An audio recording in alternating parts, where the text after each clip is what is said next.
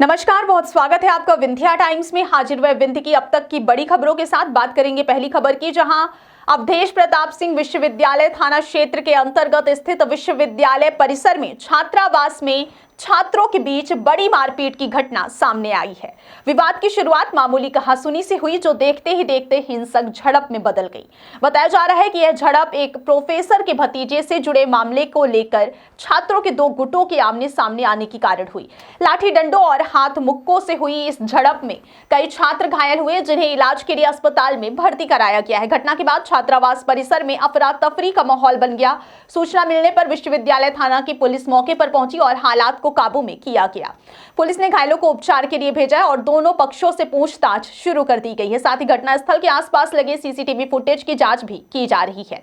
प्रशासन ने विश्वविद्यालय परिसर में तनाव की स्थिति को देखते हुए अतिरिक्त पुलिस बल तैनात किया और छात्रों से शांति बनाए रखने की अपील की है। मामले की गंभीरता को देखते हुए दोषियों के खिलाफ वैधानिक कार्रवाई की जाएगी। हम बात करेंगे अगली खबर की, जहां मऊगंज जिले में साइबर ठगी का एक गंभीर मामला सामने आया है, जिसमें एक युवक के दो अलग अलग बैंक खातों से कुल 2,31,799 रुपए फ्रॉड के जरिए निकाल लिए गए। पीड़ित रविंद्र कुमार यादव ने बताया कि इंडियन बैंक मऊगंज शाखा के खाते से 20 दिसंबर 2025 से 12 जनवरी 2026 के बीच 2,27,812 रुपए और भारतीय स्टेट बैंक मऊगंज शाखा के खाते से 24 दिसंबर 2025 को 3,987 रुपए की अवैध निकासी हुई। रविंद्र ने 23 दिसंबर 2025 को मऊगंज थाने में लिखित शिकायत दर्ज कराई थी, लेकिन कार्रवाई में देरी के कारण पूरी राशि ठगों के हाथों में चली गई।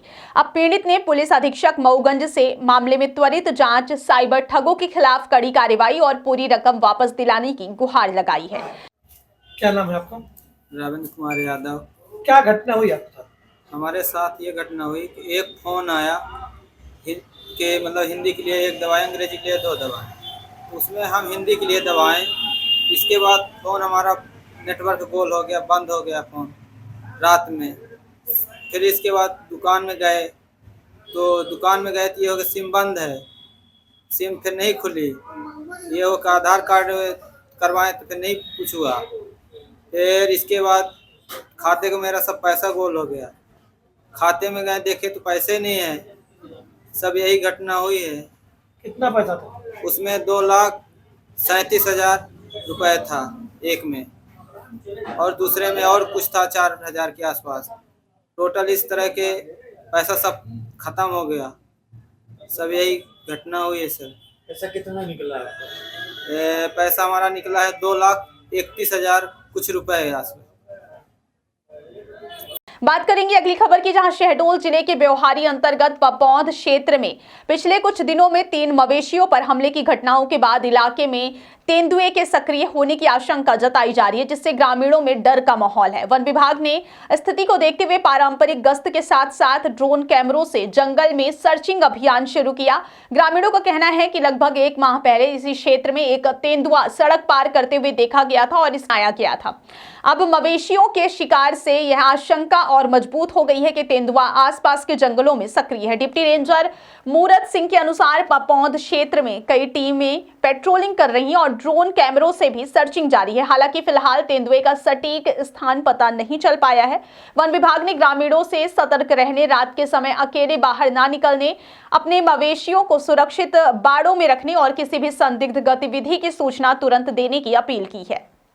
बात करेंगे अगली खबर की, जहां सीधी जिले के ग्राम खड्डी में पुरानी जमीनी रंजिश के चलते एक परिवार पर हिंसक हमला किया गया है। आरोपियों ने पहले घर में आग लगाई और फिर बाहर निकले परिवार के सदस्यों पर लाठी डंडा, लोहे की रॉड और कुल्हाड़ी से हमला किया है।